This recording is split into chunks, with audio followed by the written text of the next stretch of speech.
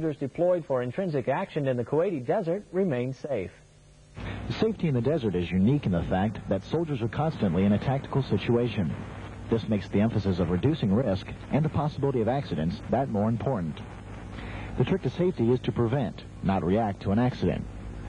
Don Parker is the safety specialist for the 3rd Infantry Division. He is in Kuwait to keep the soldiers of Task Force 237 safe and to get them back home. He explains that safety is a what-if business. I go around and look at situations and say, what if? And see if something might happen, and I try to prevent that. And that's the job. It's not tangible. We don't know if we prevented anything or not. We can sure put a finger on what we didn't do. But what we prevent, you just never know what you prevent. Although temperatures are still well above 100 degrees in Kuwait, Mr. Parker likes to take the opportunity to walk through the areas where the soldiers are working. This way he has the chance to meet the soldiers and to keep the idea of safety in the air. You really should have a jack stand under that, even though you've got these. When I go around and talk to them, I kind of cut up with them, kind of put them at ease, because safety kind of has a sort of a negative reputation, if you will, and they don't like to see safety running around, but accidents happen, and they happen because somebody didn't do something right.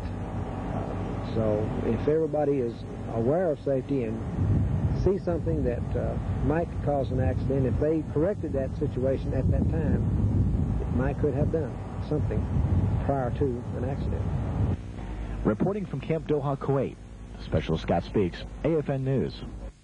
Peace seems to be breaking out all over these days. One of the byproducts of peace is the drawdown of the military, but a more positive byproduct is the growing tourism industry in countries once considered risky for Americans to visit.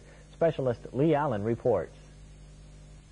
With the onset of fall and cooler temperatures, it's obvious summer is slipping away, but clear blue skies and sultry summer weather aren't as far out of reach as you may think. We have a lot to offer in Jordan. You have hospitable people, very friendly. You have good weather, dry weather. You have good food.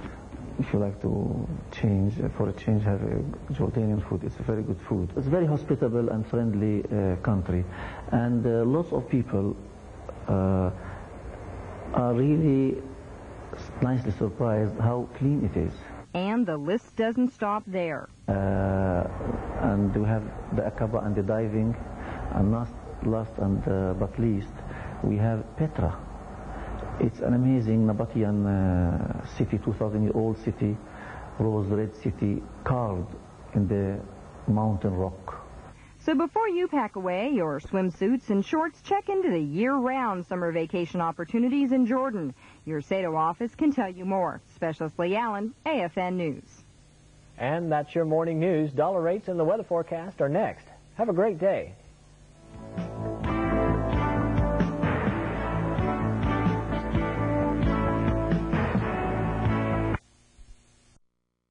Ongoing Military Relations Program, or Mill-to-Mill as it's commonly called.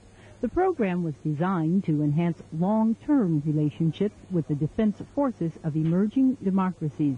As Captain James Nixon, the group's escort officer, says, this type of program shows that America does more than just talk about peace. This lets the Romanians and all the Eastern Bloc countries know that the United States is very serious about increasing democracy, and by having them come here and observe our military in just about every facet, I think that leaves no doubt in their mind. As infantry officers, the Romanians are primarily interested in training procedures. They want to know about our training documentation and how the training is implemented from the battalion level down to the company level, down to the platoon level. Mill-to-mill operations have been compared to bridge building, but perhaps one officer described it best when he said, mill-to-mill removes the fear of the unknown and replaces it with the comfort of the known. From the U.S. Army Europe Public Affairs Office, I'm Gloria Wilson reporting. After more than 3.5 decades, the alert bell at the Zulu facility at Bitburg Air Base, Germany, sounded for the final time. Air Force Sergeant Daniela Marchus was on hand as the last F-15s to pull Zulu alert scrambled. One moment, it's quiet.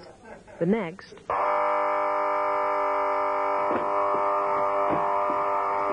For 36 years, this has been a familiar scene at Bitburg. But these pilots and maintainers are the last at this base to feel the rush of adrenaline that comes with getting an F-15 prepped and off the ground in 5 minutes or less.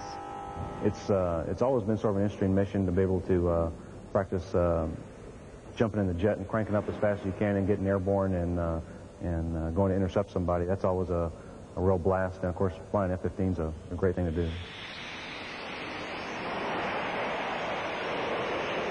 There used to be an obvious reason for having an alert unit like this one. That changed with the end of the Cold War. But even though most unidentified aircraft intercepted these days turn out to be lost civilian planes, the need for a Zulu mission is still there. And it's kind of a good deterrent to know that if anyone, even a terrorist or something, wanted to come bomb your airfield, that within 5 minutes he'd have 2 F-15s airborne with 8 missiles each. In all, Bitburg planes scrambled 8,024 times. The responsibility for the mission now belongs to the German Luftwaffe. Sergeant Daniela Marcus, Air Force News, Bitburg Air Base, Germany. And that's your morning news for Friday. Dollar rates and the weather forecast are next. Have a great day.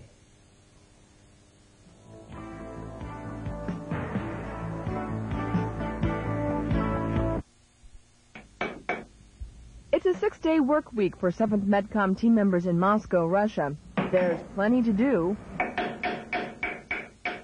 and containers filled with medical equipment and supplies keep coming in. The Sea-Land vans are coming in from the train. They're loading them on the truck, bringing the vans in here.